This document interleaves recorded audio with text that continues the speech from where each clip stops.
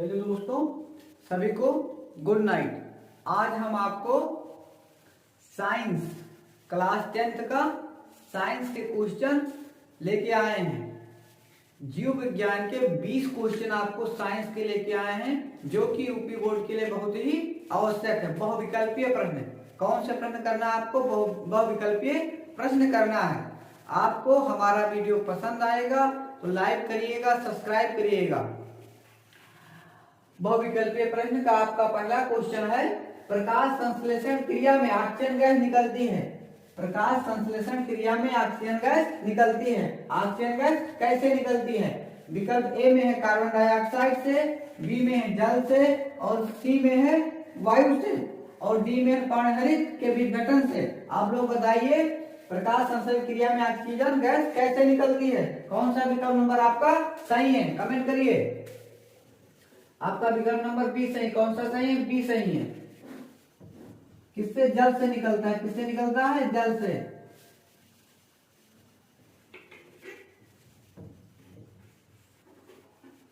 Question number दूसरा, chlorophyll अवशोषित करता है।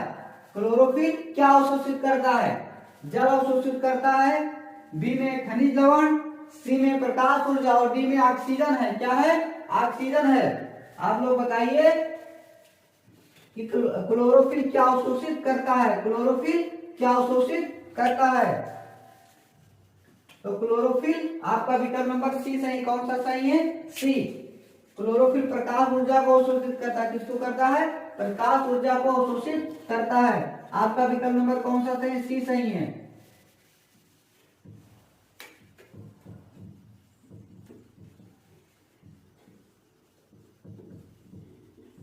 फिर क्वेश्चन नंबर तीसरा, स्वपोषी पोषण के लिए आवश्यक है। स्वपोषी पोषण के लिए आवश्यक है। स्वपोषी पोषण के लिए क्या आवश्यक है? ए में है कार्बन डाइऑक्साइड, बी में है सूर्य का प्रकाश, सी में है क्लोरोफिल, डी में उपयुक्त सभी। आप लोग बताइए, स्वपोषी के लिए इस चारों विकल्प में क्या आवश्यक है?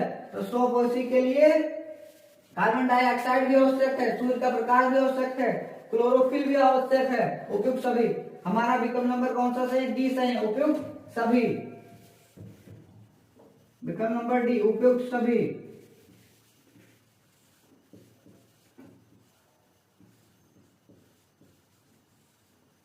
क्वेश्चन नंबर 4, क्वेश्चन नंबर 4, मनुष्य के हृदय में कोष्ठों की संख्या कितनी होती है? मनुष्य के हृदय में कोष्ठों की संख्या कितनी होती है? आपको बताना है कि मनुष्य के हृदय में कोष्ठों की संख्या कितनी होती है। विकल्प ए में 1, बी में 4, सी में 3, और डी में 2 है। आप लोग बताइए, मनुष्य के हृदय में कोष्ठों की संख्या कितनी होती है? तो हमारा विकल्प नंबर बी सही है। 4 होते हैं। कितने होते हैं? 4 होते हैं। मनुष्य के हृदय में कितने कोष्ठक होते हैं? 4 होते हैं। कोष्ठों की संख्या कितनी होती है? 4 होती है। मनुष्य में ग्रास नली की लंबाई होती है। आपका क्वेश्चन नंबर 5 है, मनुष्य में ग्रास नली की लंबाई होती है। जो ग्रास नली होती है उसकी लंबाई कितनी होती है? मनुष्य में ग्रास नली की लंबाई कितनी होती है? विकल्प ए में है 5.8 सेमी, बी में है 25 से 30 सेमी, और सी में है 1.5 सेमी, और डी में है 15 फीट। आपको बताना है मनुष्य में ग्रास नली की लंबाई कितनी होती है। तो मनुष्य में ग्रास नली की लंबाई 25 से 30 सेमी। हमारा विकल्प नंबर कौन सा सही है? बी सही। विकल्प नंबर कौन सा सही है? बी सही है। 25 से 30 सेमी। क्वेश्चन नंबर 6, आहार नाल की सी की आकार की संरचना होती है। जो आहार नाल है उसकी सी की आकार की संरचना किसकी होती है? आमाशय की होती है, या ग्रहणी की होती है, या ग्रसनी की होती है, या डी विकल्प में कोई नहीं। आप लोग को बताना है, आहार नाल की सी की आकार होती है, किसकी होती है? आमाशय की होती है, या ग्रहणी की होती है, या ग्रसनी की होती है, या डी इसमें में से कोई नहीं। आपको बताना है कौन सा विकल्प सही। तो आहार नाल की सी की आकार किसकी होती है? ग्रहणी की होती है। किसकी? ग्रहणी की। विकल्प नंबर कौन सा सही है? बी सही है। हमारा विकल्प नंबर कौन सा सही है? बी सही है।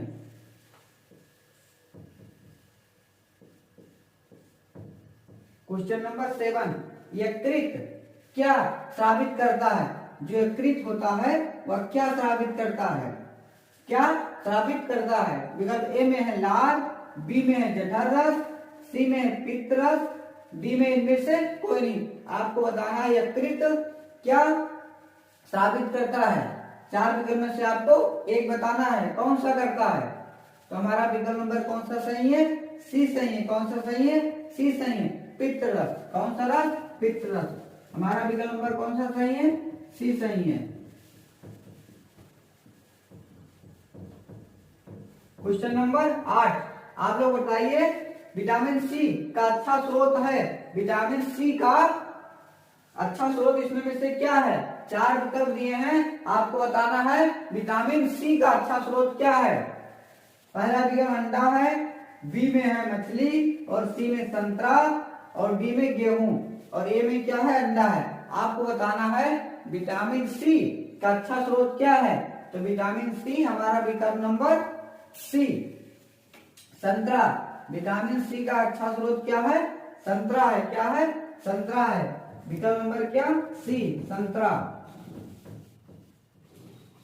आप लोग अगले क्वेश्चन के लिए तैयार हो जाएं। Question number 9, question number 9, haemoglobin महत्वपूर्ण भूमिका निभाता है। विकल्प ए में है उत्सर्जन में, बी में है श्वसन में, और सी में है पाचन में, और डी में वृद्धि में। हीमोग्लोबिन किसमें महत्वपूर्ण भूमिका निभाता है? 4 विकल्प दिए हैं, आपको बताना है हीमोग्लोबिन किसमें महत्वपूर्ण भूमिका निभाता है। हमारा विकल्प नंबर बी सही। कौन सा सही है? बी श्वसन में। किसमें? श्वसन में।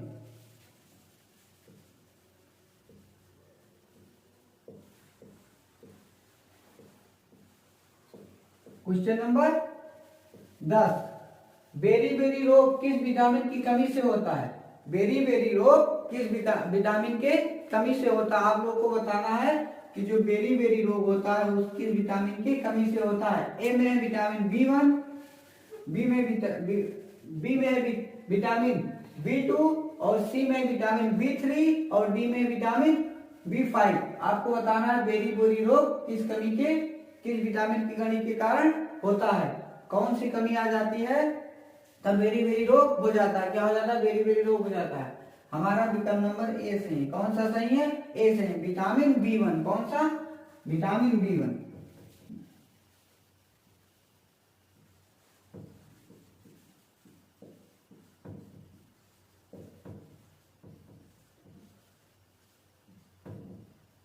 विटामिन B1 के कारण कमी के कारण बेरी रोग हो जाता है। कौन सा रोग हो जाता है? बेरी रोग हो जाता है।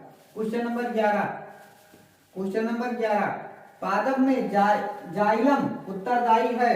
पादप में कौन सा जाइलम उत्तरदायी है? विकल्प ए में जल का वाहन, बी में है भोजन का वाहन, और सी में है अमीनो अम्ल का वाहन, और डी में है ऑक्सीजन का वाहन। आपको बताना है 4 विकल्प दिए हैं। पादप में जाइलम किस पर काम करता है? जल के वाहन पर, भोजन के वाहन पर, अमीनो अम्ल के वाहन पर, और डी ऑक्सीजन के वाहन पर। आप लोग बताइए। हमारा विकल्प नंबर ए सही है, जल का वाहन। कौन सा? जल का वाहन। विकल्प नंबर ए। कौन सा? ए।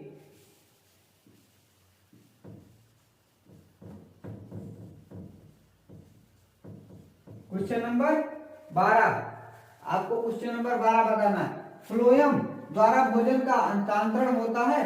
जो फ्लोएम होता है उसके द्वारा भोजन का अंतरण होता है। आपके पास विकल्प 4 है। चारों में से आपको क्या चुनना है? एक विकल्प चुनना है। पहला विकल्प ए में है सुक्रोज के रूप में, और बी का है प्रोटीन के रूप में, सी विकल्प हमारा क्या है? सी विकल्प हमारा है हार्मोन्स के रूप में। किसके रूप में? हार्मोन्स के रूप में। और डी विकल्प हमारा वसा के रूप में। आपको बताना है कि फ्लोएम किसके द्वारा भोजन हस्तांतरित करता है।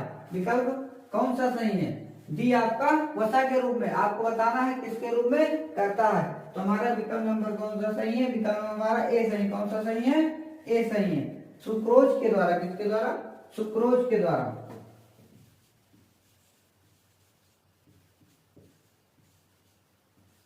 विकल्प नंबर हमारा ए सही। कौन सा सही? ए, सुक्रोज के द्वारा। Question number 13। क्वेश्चन नंबर 13 आपका है, विक्रों का कार्य किससे संबंधित है? जो विक्र होते हैं, विक्रों का कार्य किससे संबंधित है? आपके पास 4 विकल्प हैं, 4 में से आपको चुनना है। क्वेश्चन नंबर 13 है, विक्रों का कार्य किससे संबंधित है? पोषण से, विकल्प ए में पोषण से, बी में है श्वसन से, और सी में उत्सर्जन से, और डी में है परिवहन से। आप लोग बताना है कौन सा विकल्प में से सही है। तो हमारा विकल्प नंबर सी सही है। विक्रों का कार्य उत्सर्जन से संबंधित है। किससे संबंधित है? उत्सर्जन से। विकल्प नंबर हमारा कौन सा? सी, उत्सर्जन से।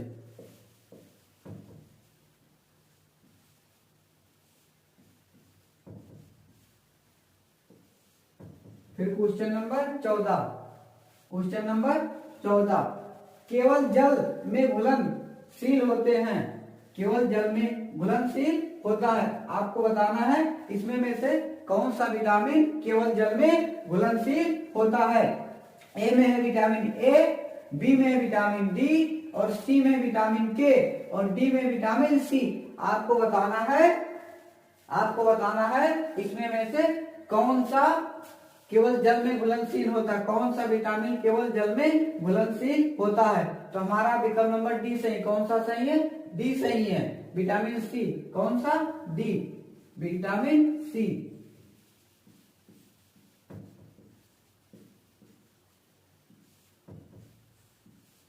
फिर क्वेश्चन नंबर 15, मनुष्य के मस्तिष्क का कौन सा भाग सर्वाधिक विकसित है? 4 विकल्प हमारे पास है। ए में सेरिब्रम, बी में है सेरिबेलम, और सी में मस्तिष्क, और डी में इनमें से कोई नहीं। आपको बताना है कि मनुष्य के मस्तिष्क का कौन सा भाग सर्वाधिक विकसित है। तो हमारा विकल्प नंबर ए सही। कौन सा सही है? ए सही है, सेरिबेलम। विकल्प नंबर हमारा कौन सा सही? ए सही है, सेरिब्रम। सेरिब्रम, मनुष्य का सेरिब्रम विकल्प हमारा सही है।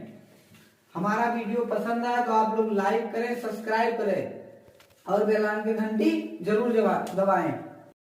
क्वेश्चन नंबर 16, आपको क्वेश्चन नंबर 16 कराना है। डीएनए के दोनों तंतुओं को आपस में जोड़ता है।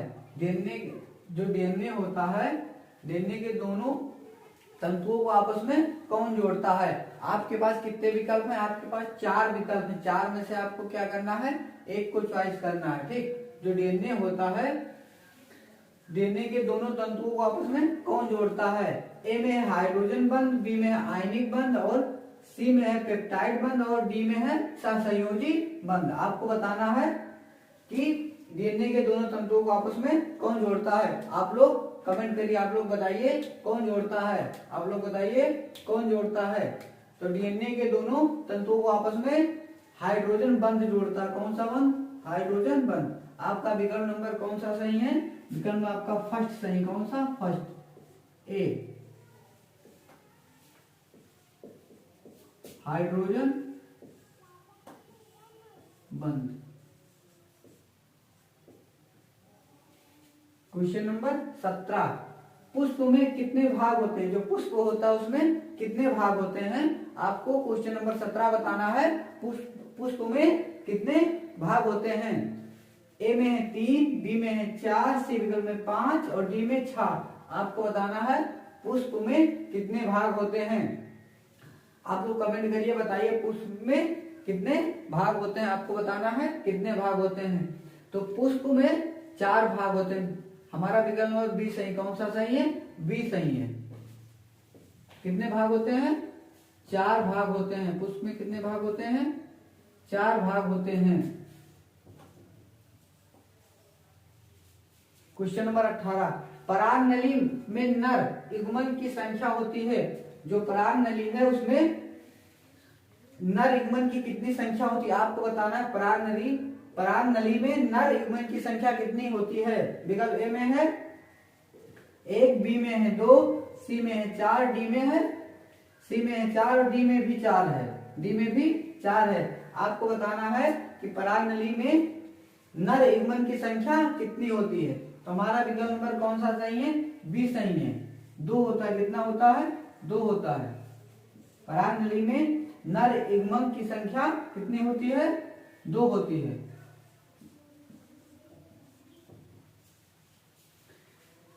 क्वेश्चन नंबर 19, निम्न में से कौन सा मानव में मादा जनन तत्व का भाग नहीं है? आपको बताना है इसमें में से कौन सा मानव में मादा जनन का भाग नहीं है।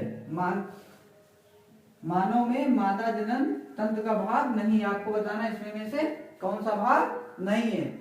ए में है अंडाशय, बी में है गर्भाशय, सी में है शुक्रवाहिका, डी में और डी में है दिव्यवाहिनी। आपको बताना है इसमें में से कौन सा विकल्प सही है। ए सही है, बी सही है कि डी सही है। आपको बताना है इसमें में से कौन सा विकल्प सही है। तो हमारा विकल्प नंबर कौन सा सही है? सी सही। कौन सा सही है? सी सही है। शुक्रवाहिका विकल्प में कौन सा? सी सही है। शुक्रवाहिका। आप लोग कमेंट करते रहें और बताते रहें। डीएनए पाया जाता है। आपको बताना है डीएनए किसमें पाया जाता है। हमारे पास कितने विकल्प हैं? 4 विकल्प हैं। चारों विकल्प में आपको बताना है कि डीएनए किसमें पाया जाता है। ए में है कोशिका द्रव्य में, और बी में है केंद्रिका में, सी में है केंद्रक द्रव्य में और डी में केंद्रक में। आपको बता देना है, कमेंट करना है कि डीएनए किसमें पाया जाता है। चारों विकल्प में से डीएनए किसमें पाया जाता है? डीएनए हमारा विकल्प नंबर डी सही, केंद्रक में पाया जाता है। किसमें पाया जाता है? केंद्रक में पाया जाता है। विकल्प नंबर डी।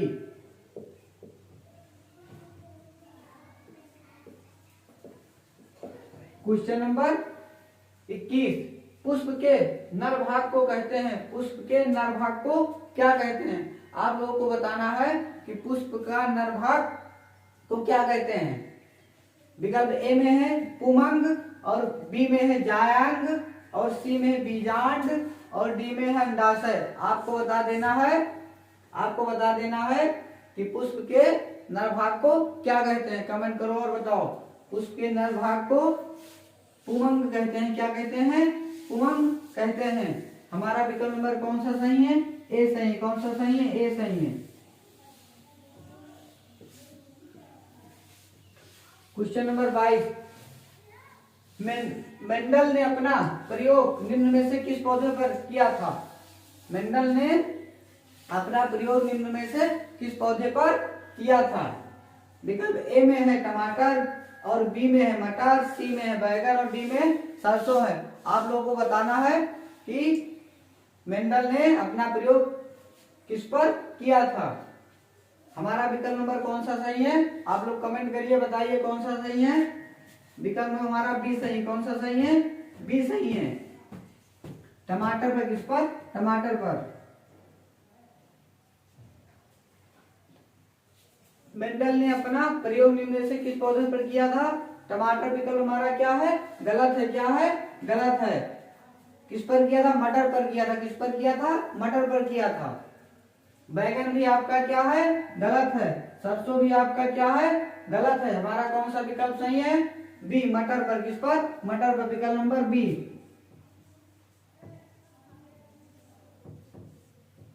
क्वेश्चन नंबर 23, मानव में गुणसूत्रों की संख्या होती है। मानव में गुणसूत्रों की संख्या कितनी होती है? आप लोगों को बताना है मानव में गुणसूत्रों की संख्या कितनी होती है। आप लोग बताइए मानव में गुणसूत्रों की संख्या कितनी होती है। ए में 42, और बी में 44, सी में 24 और डी में 22। आप लोगों को बताना है मानव में गुणसूत्रों की संख्या कितनी होती है। कमेंट करिए और बताइए।